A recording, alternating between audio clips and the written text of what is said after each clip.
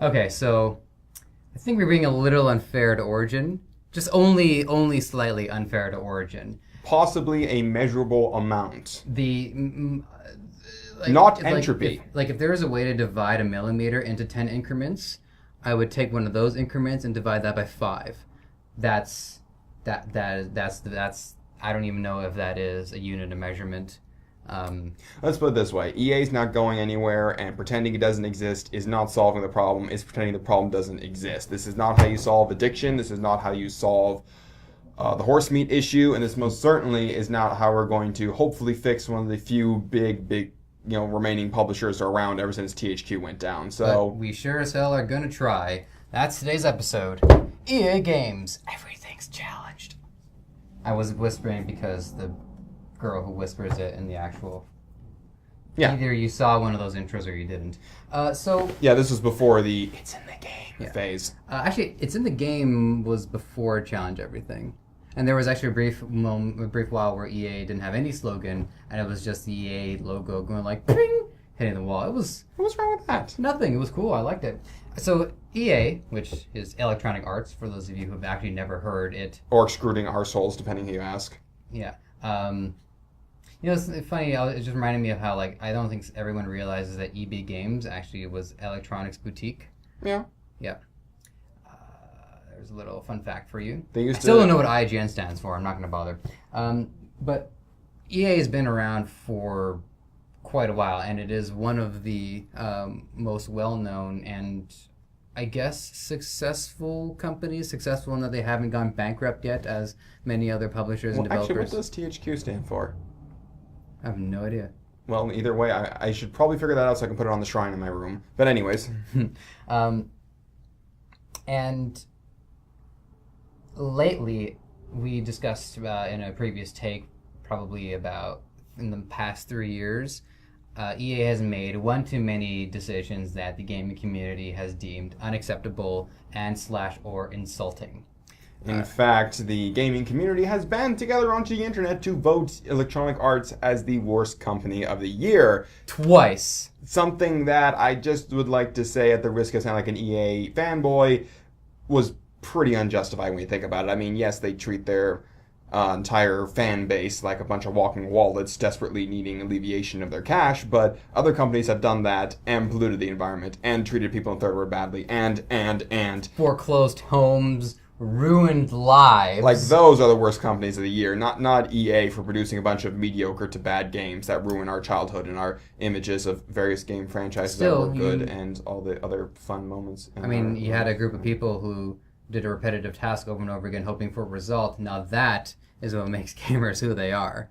The whole voting. It was a user-based voting system. Now,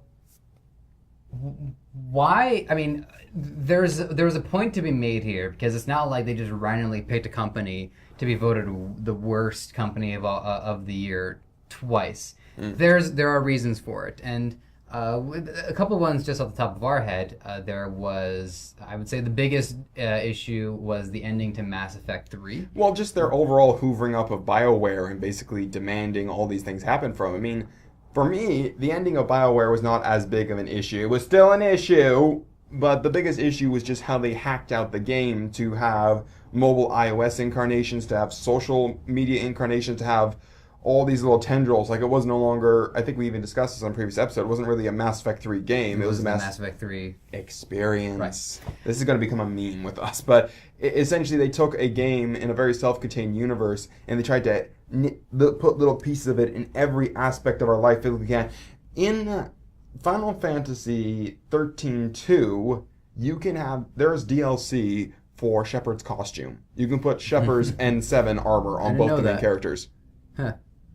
Yeah, that does not incentivize me to play either of those games whatsoever. Or at the very least, it kills the immersion. Yeah, they went to the effort to clean up the ending and to give the fans something that was a little more satisfying. Did you have to pay for that DLC or was it free?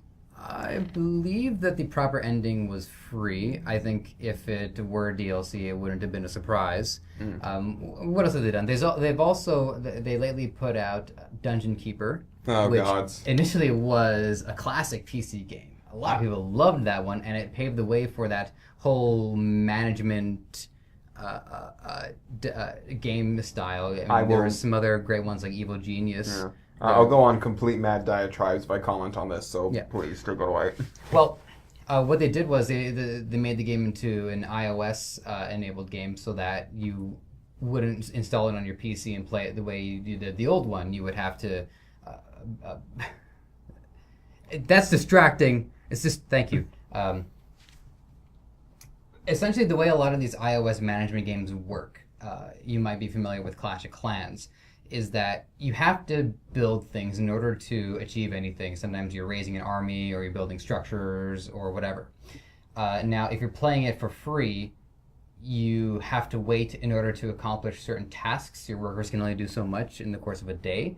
But if you pay money, then they give you boosts to your productivity, so you can get more done. And God knows the Overlord reminds you at every available moment that at any time you can spend one of these coins to speed things up. I'm sorry, I said I wasn't going to say anything. I'm sorry. This is the definition of pay to win, because you can give yourself a distinct advantage against other players by speeding up your process when other players, who may be better players than you, who may be more skilled, maybe have a better strategy than you, are still going to lose because you've just spent the money to give yourself that advantage. Now, and the huge thing was this was a fully complete box and fully functional, all features enabled game, and they took it and they butchered it for the sake of forcing this particular payment model in. And and there I go again. And then we have another one. We have Origin, a client-based distribution model similar to Steam, because we can't go an episode without mentioning Steam, where you would have to register EA games on that, and then you would have to have Origin active in order to play the game after you've verified it. Just when we thought we shot down Games for Windows Live, it came back in a different incarnation. Would you say better or worse than Games for Windows Live? I know that's a tough call because it's kind of like death by fire or death by suffocation. I need to pick whether or not I trust Games for Windows, or the Microsoft Games Department rather, or EA more. Are you yes, that was a very perfect analogy. I love that analogy. That analogy was brilliant. I want to take that analogy and paint it into a picture and put it on the back for every episode to see. I know some artists who can do a loving depiction of that. Sorry, go on. But I don't know. I would have to say, I guess, that if you absolutely put a gun to my head and said that I must insult the machine spirit of my computer by installing one of these two programs onto it, I would probably say Origin, just for the fact that Microsoft pretty much gave up on PC gaming, but kept doing it just, for the heck of it, where Origin at least seems to be attempting to do PC gaming. Even if they're doing it by making all the mistakes we've already told them not to do, at least they're saying PC is a market, where Microsoft said PC isn't a market, but we're, contractually obligated to just shove this out.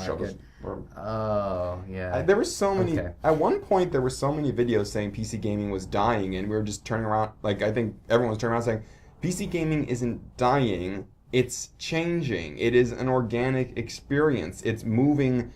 Even digital distribution wasn't the only thing. It was a big thing, but there's lots of alterations just how PC gaming was working. And and you know what? I would have to say that I think digital distribution, in terms of moving the PC market along, actually, I don't know if it saved it, but it certainly helped. Because one of the problems with buying a boxed copy for PC games is that there were a lot of people that were pirating it, or stores didn't always carry PC games as much as they did console games. Exactly. Because quite frankly, console gamers, they're the ones that would go to the stores or have their parents go to the stores. Not to mention used games. You can't really sell a used PC game. It's a little harder to track, between CD codes and other stuff like that. So you'd have game stores stocking up on console games, because then they can get the used copies in, so then they could... And remember what we mentioned in the Steam episode is that if you were also selling PC games in the store, you didn't even know if your clientele could run it, let alone have an interest in it. Because what if this PC game specs were too high for your computer at home? Well, you can play it, and that's just wasting space in the store, because it couldn't sell even if it wanted to. So I mean, that's where Steam comes along, and at first, a lot of people were reluctant, and myself included. But then you start seeing these Steam sales, and then you just have this huge catalog of games that are available, many of which you actually can't find anywhere else now because the box copies no longer exist. Yeah, actually, in order to sort of get back on EA, you did make a huge transition. One of the main reasons cited Yeah, I thought why it was important to bring up, but go ahead. Yeah. One of the main reasons that Electronic Arts cited for creating Origin, believe it or not, was they were fed up with all the Steam sales. Like, oh, this game's worth $60, and it's a summer sale, and you're selling it for $30. That will not do. We're supposed to get our full cut, based on the percentage of the price. How dare you keep marking down all our games a ridiculous amount to the point where people buy? Here's a fun fact: no one's buying Crysis anymore. No one wants Crysis anymore. When it pops up on a Steam sale for $5. All of a sudden, here's a shooter which got some decent reviews and has some good specs. Why not? Okay, no one is going about to good specs. I would say great specs.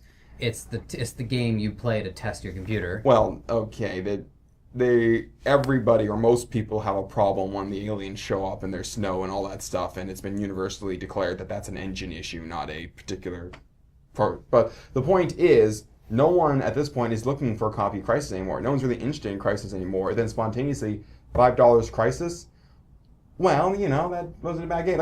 There really isn't any more physical copies of that, and yet EA is still making a bit of money off that game every time it sells. Yeah, and when you're selling a game digitally, your profit margin is 100% no matter what price point it is. Just to get into profit margins, just very, very quickly, is let's say that the game is available in the store. Well, you have to factor in the physical cost of having it produced and shipped and boxed and stocked and everything.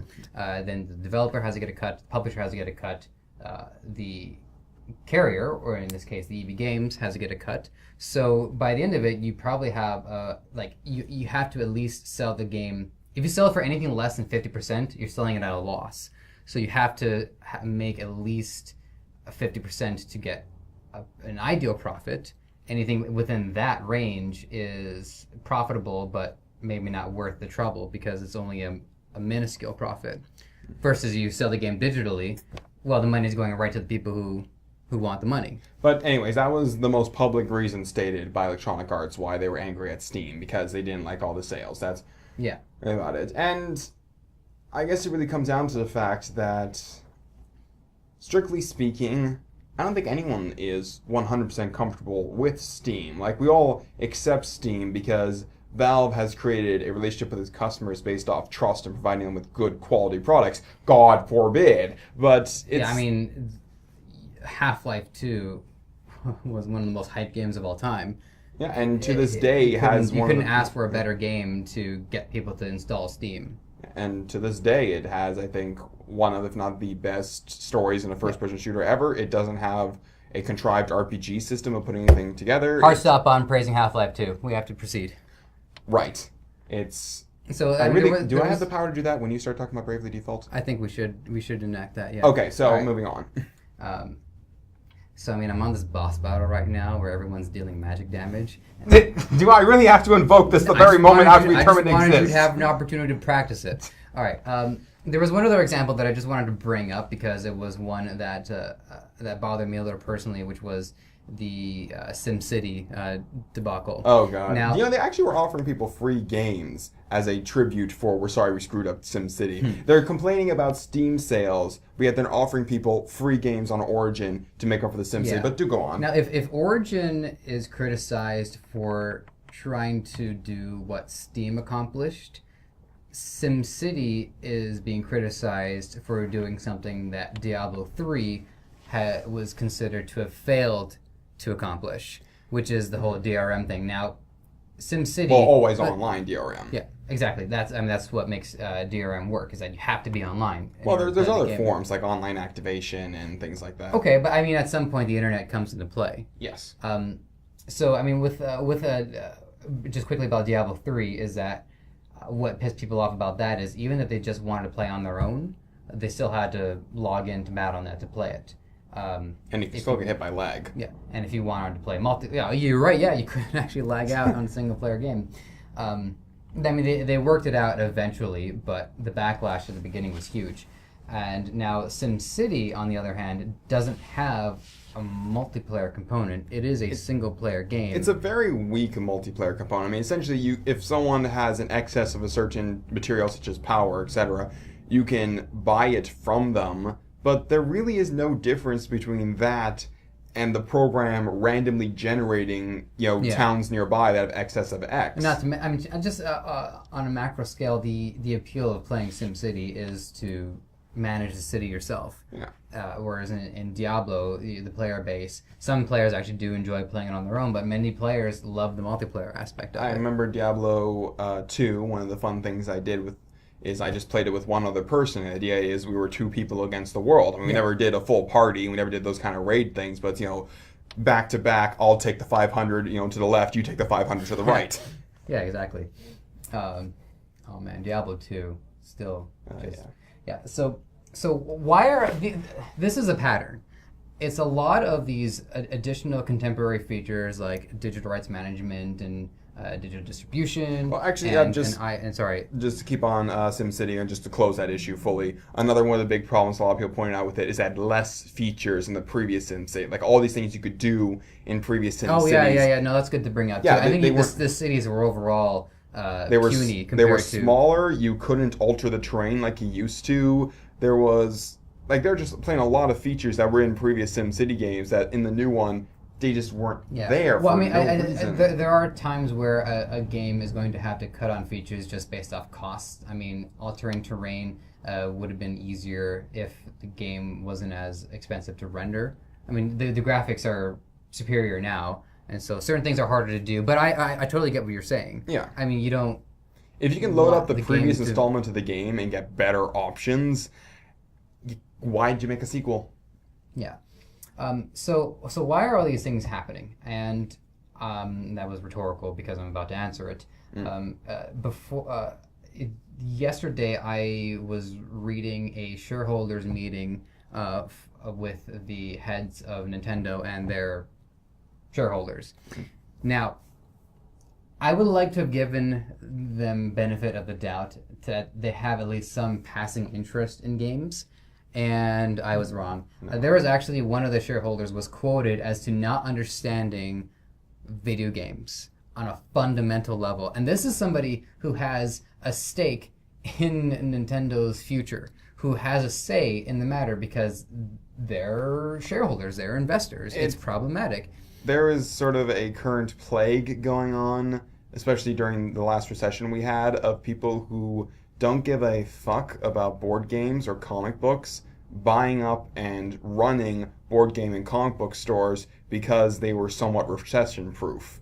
It's the idea that they're getting into it not because they actually like Spider-Man, but because they know Spider-Man makes money, and maybe they'll make some decisions that'll, reflect good on Spider-Man. But the idea that, people who don't like video games or aren't really valued in video games or specialize in other things making a video games, we get Revelations 2020 or 2012. You get people who don't like comic books but buy a comic book store because they want to make money. You usually have boycotted comic book stores, or at the very least them making stupid decisions. There's some price ranges that just don't make sense, and you can't say like, oh well, this is a collector's edition. It's a collector's edition of something no one wants. You can't charge that much. Right. Now, I don't want to take all of the problems and blame it just on this one aspect of the company. I think all parts of the companies share criticism equally, but these are the people with the most important role because they basically determine what's going to happen to the company. So they do have a lot more responsibility, and they're not taking it. They're not. If you don't take an interest in what you're investing in, then you are going to be responsible for mistakes being made. I mean, let's do an example of this. Let's just say that I wanted to make a game, and my goal was to sell 500 copies. Now, I sell 500 copies. Great.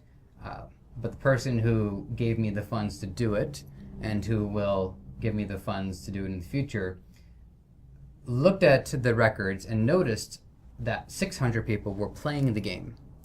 Now, what is this extra 100 people made of? Well, chances are most of them stole it or acquired it in some way. And when I always say steal, I always think of the bank robber with the mask and the money bag over him. Well, It's an archaic term, but they acquired it through means that they weren't supposed to acquire. And now, there's many definitions of that. Hard stop. So the investor is looking at that and is saying, well, wait a second.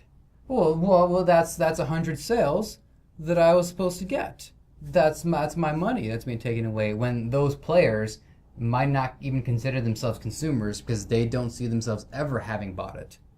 Okay, now go. Okay, well, first of all, there's the argument that especially when you have console games, you can lend it to people. Yep. I mean, I borrowed 2 of the Assassin's Creed games. You know, the person who had it bought them, played them, enjoyed them. Not going to keep playing them. I wanted to play them. He lent them to me. That's perfectly legitimate. And there's also this whole thing with Steam lately because of exchange costs. Sometimes video games in certain companies just cost ridiculous quantities of money. Like, they just didn't really properly calculate the whole idea of, exchange rates, yada yada. So they'll occasionally buy copies from other countries and have them shipped over, or, buy CD keys from other companies and have them over. Which is challenging because there's a lot of obstacles you have to overcome. And one, if you're importing something from Europe, then you need to make sure that your DVD, like just using a DVD as an example, you need to make sure that your player can play the damn thing.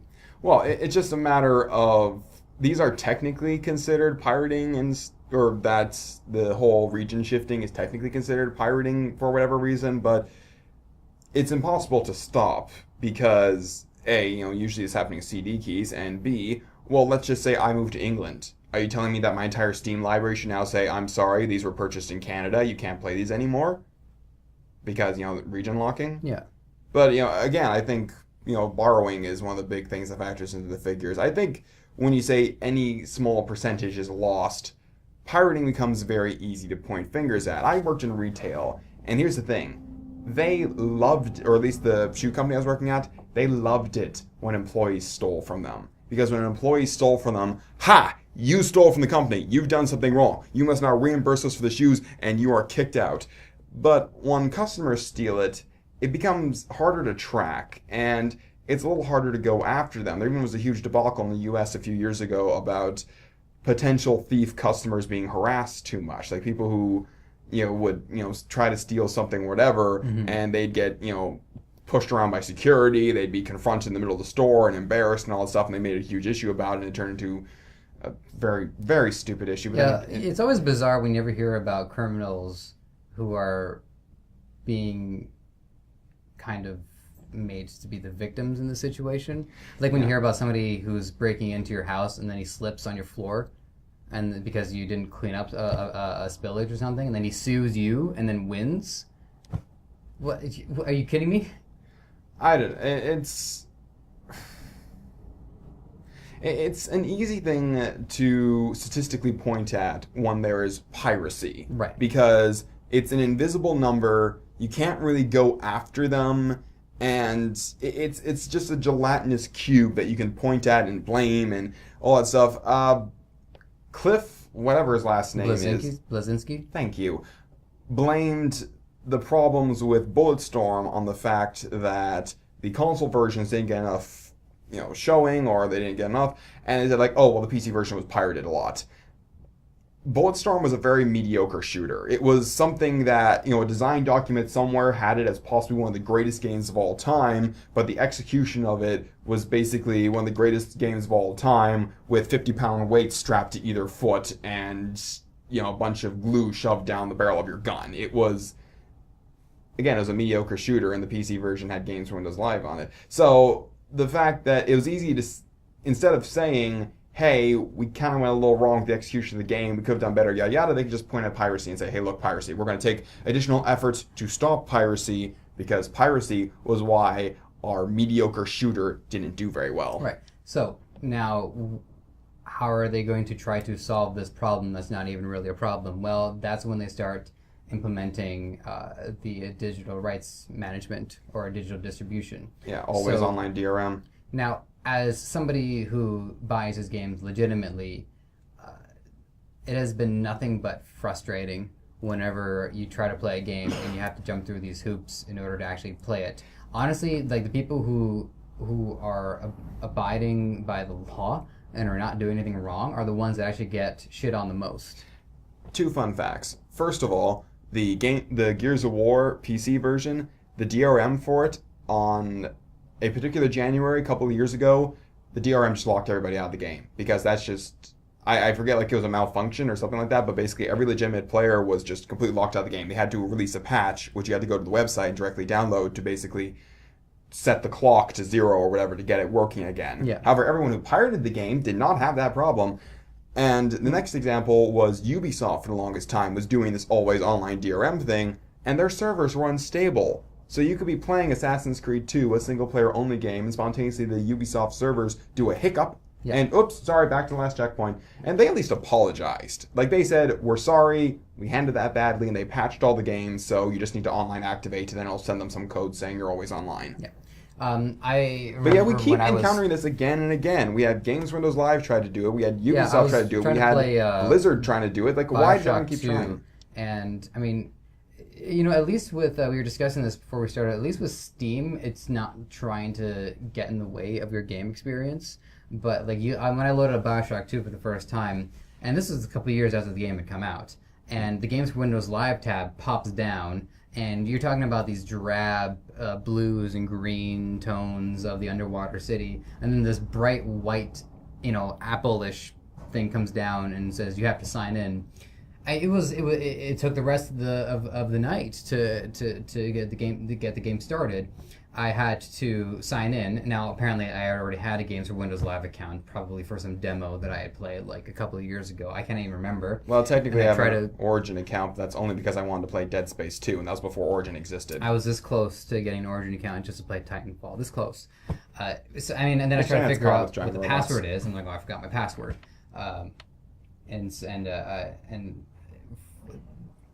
So I'm like, okay, well, maybe I'll just sign up for a new account on a different email address. Oh, okay, well, what? I guess I'm going to use the old email address I had when I was 8 years old, and I, first started using emails in the first place. Oh, right, that's right. I can't remember the password for this either. I mean, the more instances of player or user accounts that somebody has, the harder it's going to be for them to manage because either they're an idiot and they're using the same password for every single account. So as soon as somebody learns your password, they've got access to everything you have. Or you have a bunch of different passwords and you're trying to figure out which is the one that you use for this one. Well, 5 tries, now you can't come in. I mean, it's frustrating, and I didn't do anything wrong, so why are you punishing me?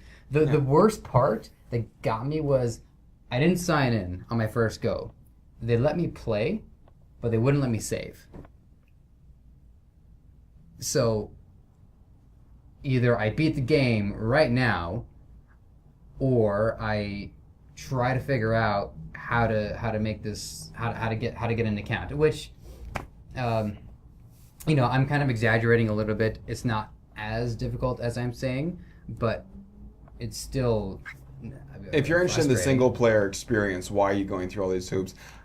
I think we're getting off the EA topic at this point. We're talking about digital distribution, which Yeah, is one of the things that EA has messed up on. And in addition to digital distribution, and in addition to these other mistakes, like with the Mass Effect ending, or with maybe not so much the Mass Effect ending, but with the Mass Dungeon Effect Keeper being- treatment. yeah, with the treatment of BioWare, like you put it, or with the Dungeon Keeper, is that these are all decisions made by people who see successful strategies employed by other companies, who think because this is a success here, it is going to be a guaranteed success here because there are enough variables that are similar between the two. Well, they're both games companies, so that should do.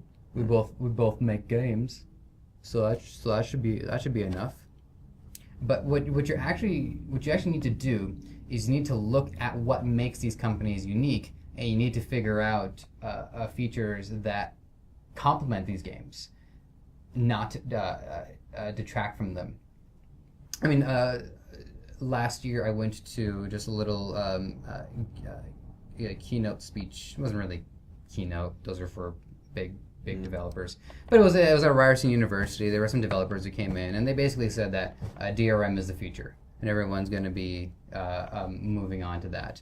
And I don't think that's the case. I think a lot of publishers are realizing that it creates mistrust with their players, and they may not necessarily need to do it, because if it's just piracy that you're after, I'm sorry, but try it all you want. You're not going to stop pirates. It is possible to, like, it's not as hard as you think to bypass always online. There are programs you can do that tricks it into thinking it's always online, and I'm sure it's no more or less difficult than it was acquiring extra Diablo 2 CD keys back in the day. And the only reason why I acquired one was because mine got scratched off. Yeah, that's a pretty legitimate reason. Yeah.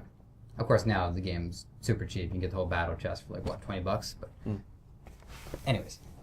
So, with that said, I mean, I don't outright hate EA, and there are a lot of games that I played from them in the past that I thought were quite good. There was Freedom Fighters for the GameCube, PS2, Xbox generation that was innovative. It was challenging, and it was, I mean, the story was good, and it was an original property, and I would love to see them make another one. Mirror's Edge, lots of people love that one, and they're working on a second one. Like, EA can put out good content, and I think overall, I would say players are happy that Mass Effect was a thing, even if it didn't quite stick the landing. Well, just the Mass Effect 1, I believe, was pre-EA takeover, and that is the one that I will stand by as one of the best PC games, or just video games in general, of all time. It really was 2 where I felt where a lot of people thought there was a decline, in 3 that's win. Anyways, let's try to stick on. EA has had some high points, and once upon a time they were one of the great bastions of the game industry and all that fun stuff. It's just I mean, it's just, sorry to cut you off very quickly, but like, as a Nintendo fan, EA was a steadfast supporter of all 3 consoles. It didn't matter if the GameCube version sold less than the other 2. They put out the games anyways. So I mean, I respect them for that. A lot of other publishers jump ship. Yeah, well, a lot of companies have really, like, back when gaming was a smaller thing, I think there's a lot of consolidation made for this may not make as much money at this moment, or this may not do this, or maybe, an EA game doesn't sell quite as well on a GameCube on average, but it was a matter of trying to hit as many people as possible, trying to be respectful for your audience, and then it seems like the more they thought they could, various companies, not just EA, but companies in general thought they could get away with, they did try to get away with. And the more they realized they could do X, Y, and Z became the very justification for doing X, Y, and Z, as opposed to realizing, there's a reason we didn't start like this. Like, once they get up to a certain point, they can, to an extent, get away with things that they couldn't when they were smaller, but that isn't a reason to do so. And it's a matter, like, the only thing Activision has going for it right now is that they're not EA. And once upon a time, the only thing EA had going for it was that they weren't Activision. And the fact that we've got these two people steadfast locked in a duel of which one do customers trust least is really a sign that I think both of them, like, one of them has a chance to turn around and start respecting the audience a lot more. And I think we have, in the past, seen better things from EA than Activision. Yeah. So and they are the ones that may be able to pull out this tailspin and start treating customers with respect. Yeah, I have to say that I think EA is on a bit of a decline right now, so the incentive might be on them to be the one to turn it around. I mean, Activision is still killing it with their Blizzard stuff. They're still killing it with Call of Duty. I mean, EA still has a lot of solid games that they can go to. The Sims is popular on a mass market appeal. They still have their sports titles. They have, I mean, they can always do the movie tie-in stuff too, so the masses that are a fan of that movie will probably get the game to go with it. But there was a little while where I think EA got a little too greedy and started thinking that they could actually be like the number one company. And one of the signs was they bought out the rights to NFL, and pretty sure NHL as well. For a while, if you wanted to play an NHL game, there were a couple of different ones you can do. Or NFL, you could do the ones from Sega, which were NFL 2K, insert number, versus Madden. But now, it's not the case.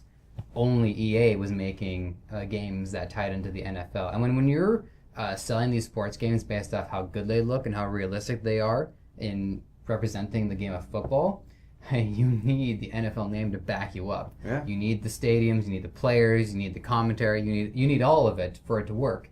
And they took that away from the other developers and the other publishers.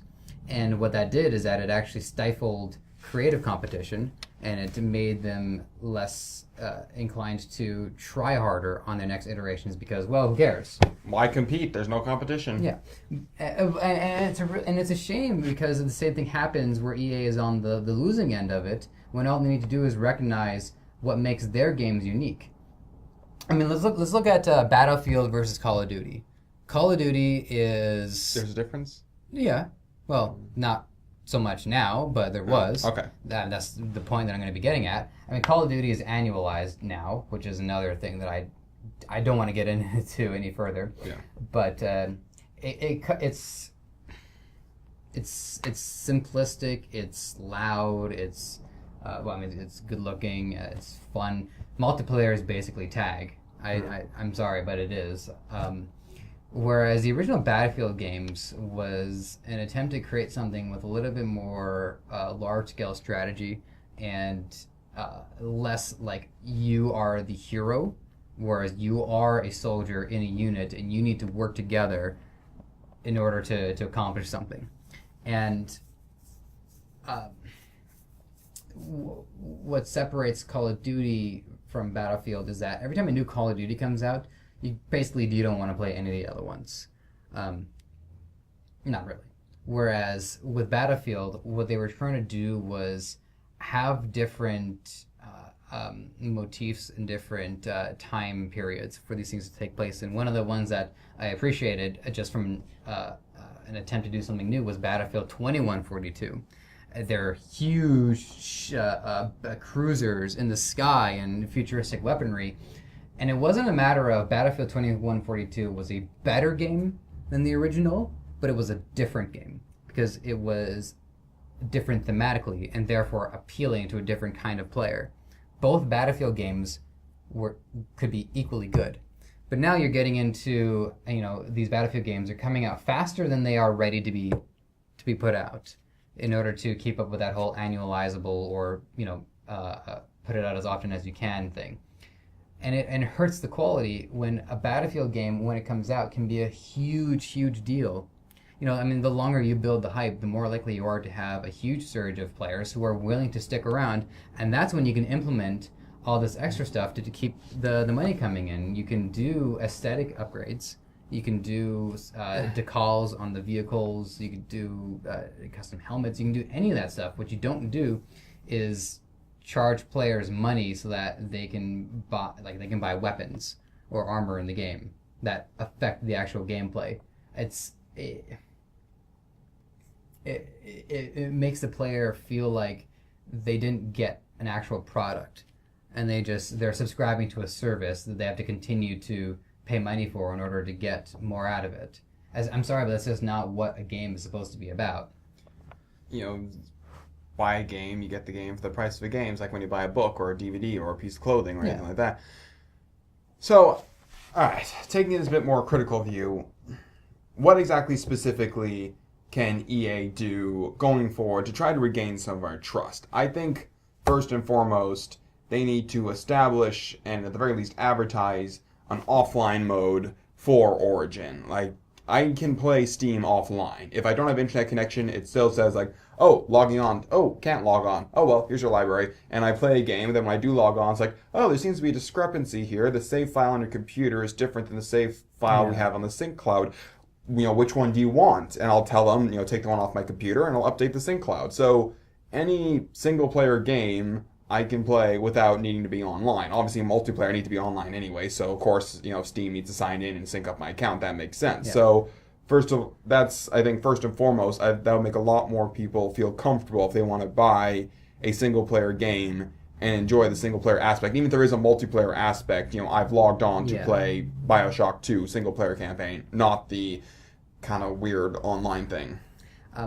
One of the things that makes Steam unique is that it's also a community client as well. You can go into the community section, and there's images, screenshots, artwork, discussions, all that stuff. So it is a self-contained thing, and not to mention, I mean, the more you play those games, the more people are adding you to their friends list, and so you're just going to have all these people that you've interacted Talk to with. once and never see again. Well, you could talk to them in the future. It's weird. I always feel like there's like a mutual nervousness on both ends. Like, oh, he's not inviting me, so he probably thinks I'm terrible. And the guy on the other side is like, same thing. Like, he's not inviting me. He probably thinks I'm terrible.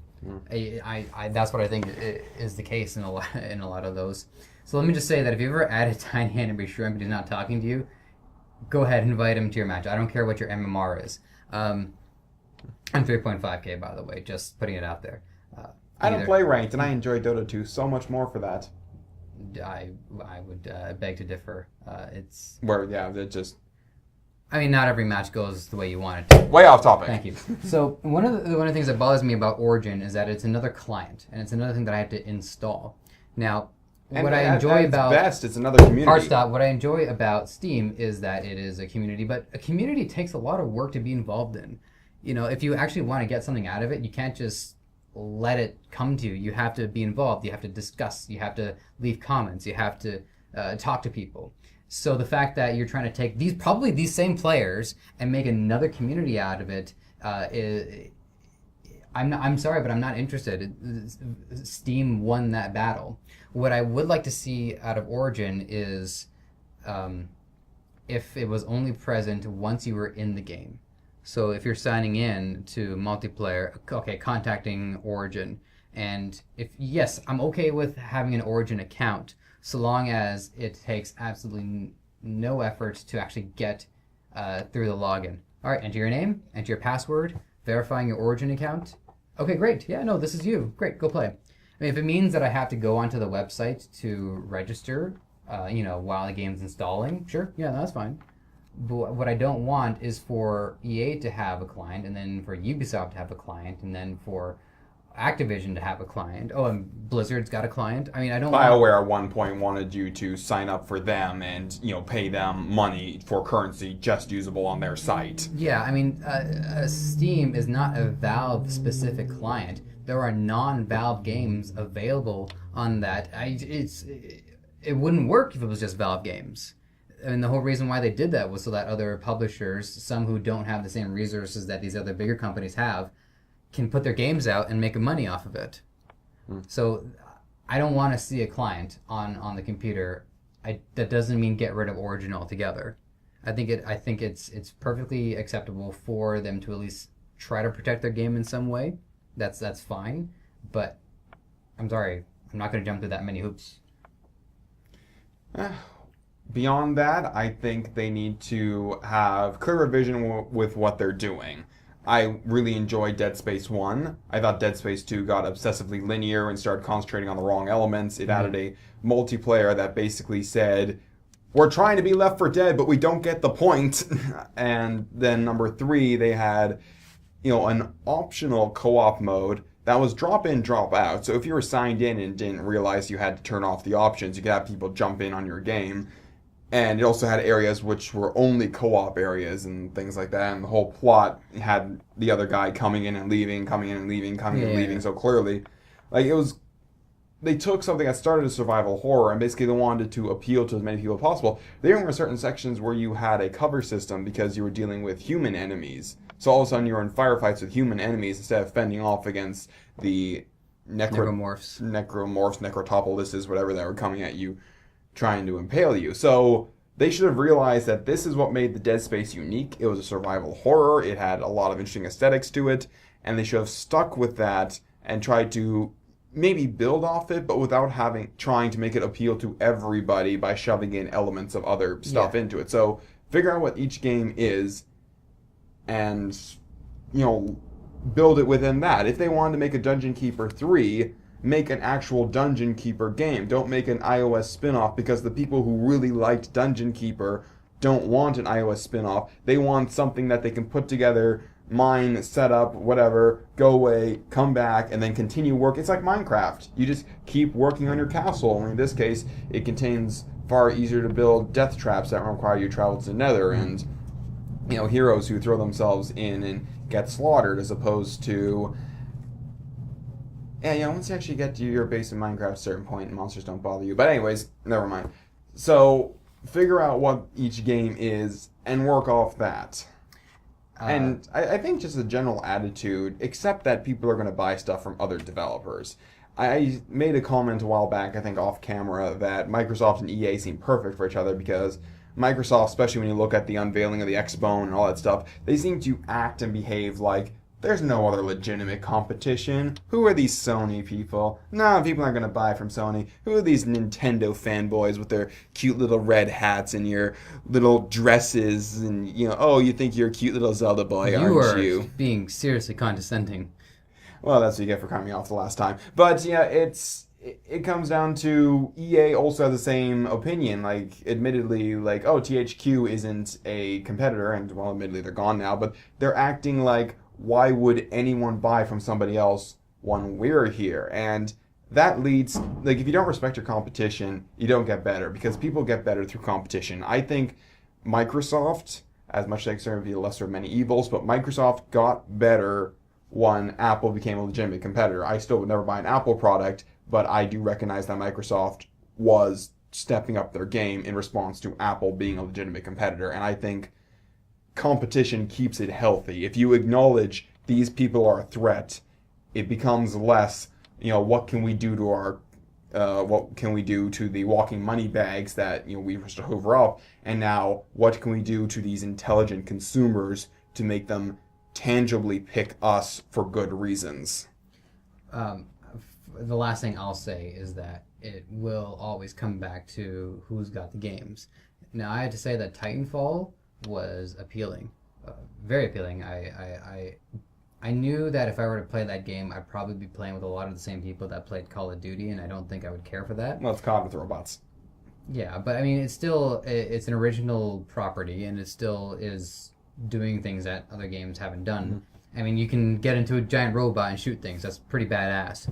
But you can parkour in a first-person shooter. That's not unheard of, but it's usually difficultly executed. Yeah. Unfortunately, I mean, it didn't have a single player. It had kind of a campaign, but you had to go online for it. It's I don't want to try to sort it out for you. It wasn't quite appealing enough for me to go through the trouble of installing Origin on my computer. Mm. But if they put out games that... I thought I turned my phone off. I apologize. If they are putting out games that are legitimately appealing enough that I would go through that trouble, well then there you go. If they put out a new Freedom Fighters game, I'm sold. I also think, it's too late for this, but I think one of their best moves, if they wanted to hoover up Dawngate, which is the new, let's get into the whole MOBA thing. Break the meta! Except that a meta game is only formed when the player base notices exploits and particular strategies that are better than everything else, and the meta game is actually something that you shouldn't have if you made your game properly, just saying. Anyways, if they wanted to produce it and help get it out and put EA's name on it, that would have been, I think, a pretty good production move. But the fact that they've tied it into Origin is basically making everyone cautious, because they're thinking, here's Dawngate. It doesn't look that bad. And having played it on a friend's computer, is it out of beta yet? When I played it, they start telling you that it's on, when it starts being advertised on Facebook, I didn't see beta for it, so I think well, when I played it, it was in beta. But no, I think it's out. Well, anyways, when I played it, it was beta, so that was a while ago. I thought they were onto something good, and if this wants to be the, hey, look at us, we're Electronic Arts, we can, help produce good games again, that's nice. And if they want us to have Origin accounts to play it, that is acceptable. But it would have been nice if it could just run off its own servers or if it could run without you having to download the entire Origin program, because here's the gateway drug. Here, no pun intended. But, here is the entry level thing. Here's Dawngate. It's not bad. Give it a shot. Again, I only played the beta. I don't know what it's like at a release. Please don't hang me for that. But, if he's getting hung, get in line. Sorry. You do know it starts way after, or way before you, right? Fair enough. it's like it was a nice chance to redeem EA's name, and if they want to still use the Origin servers and Origin accounts, fine. But if we could play it without downloading the whole Origin client onto our computer, that would have, I think, opened the door for a lot of other people. Like, hey, EA made a good game. This is nice. Maybe EA does other good stuff. Ergo, maybe I'll give Origin a try. Honestly, I stand by my recent argument. My computer only recently exercised a very horrible spirit thanks to the Omasiah, and I don't want to insult its machine spirit by putting Origin on it. Other people don't believe in the Omasiah, so, go ahead and do what you want to your rigs. Blessed is my war gear. So what is the Messiah, anyways? Is it just like a... It's the machine god from the Warhammer 40k universe. It may also be a Satan based on the Cult of the Dragon. Maybe the Void Dragon of the whatever. I'm just gonna slam my own hand down and say off topic. I asked you the question. Okay, fine, fair enough. No, I was concerned I was gonna get too far. Well, I am... Just respect your customers. It's not hard. Just, treat them as intelligent consumers. I am not a game critic. I'm not a game journalist, mostly because I don't feel they exist. But I consider myself to be an intelligent consumer. I do my research. I think about games before I buy them. It's treat me as if I'm intelligent and, appeal to me if I'm intelligent. I mean, do you remember the Sin to Win at all? When EA released Dante's Inferno, they had a contest, Sin to Win. What is the biggest sin or collection of sins you can come up with, and you had a chance to win that as part of going to my God. Going to Los Angeles and do I don't know, it was really stupid. They had fake protesters protesting the existence of the Dante's Inferno game as going against scripture and all that stuff. It was a really stupid ad campaign. But treat us, make games for gamers.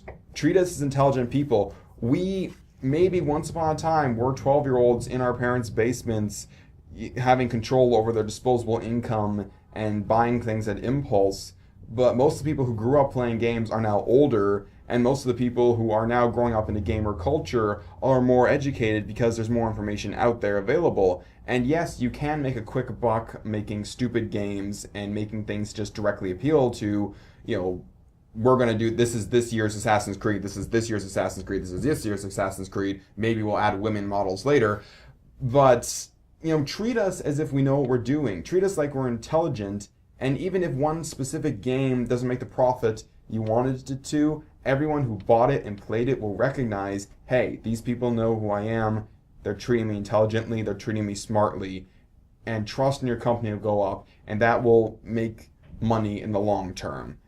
Getting a little political for a second, someone in the Conservative Party who wanted control of Ontario had the grand idea of selling off the LCBO so they can make a heck of a lot of profit this year, and that'll make other people want to invest in them. But then we would have lost the LCBO, and that's a regular yearly income that would have gone. Yeah, I mean, people are living longer, and I for one, have more disposable income now than I ever had, although I don't pay rent, so that's going to change pretty soon. But the choices you make and the way you treat people are going to impact the way they think of you in 10 years from now, because the thing about a brand name is that, unlike a person, a brand can always stay the same image. Mm-hmm. In fact, most times a brand is trying to retain as much of that image as possible while still make those changes as they feel necessary. I mean, as much as we can all go on for hours about what McDonald's is responsible for, there is a brand that made all the right moves.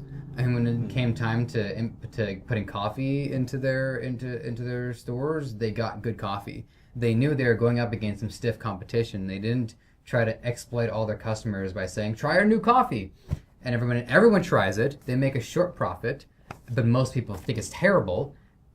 And now McDonald's looks worse for it. They didn't do that. They made sure that their coffee was good, and I can vouch for it. The coffee is pretty good. Yeah, and I think there also needs to be an acknowledgement there is no magic bullet. There is no, you do the hula hula dance and now everyone trusts you. You have to do things, especially where EA is, they're probably going to have to do a lot of things over the course of the year. There's no read this book and it'll do it. Just have the general mindset of, again, these are, don't treat us like money bags, and it'll take a while, but you can get out of the spiral, you can get up there, and one day, years from now, we may once again say, EA. At least they're not Activision. Hey, you want to do an Activision episode next?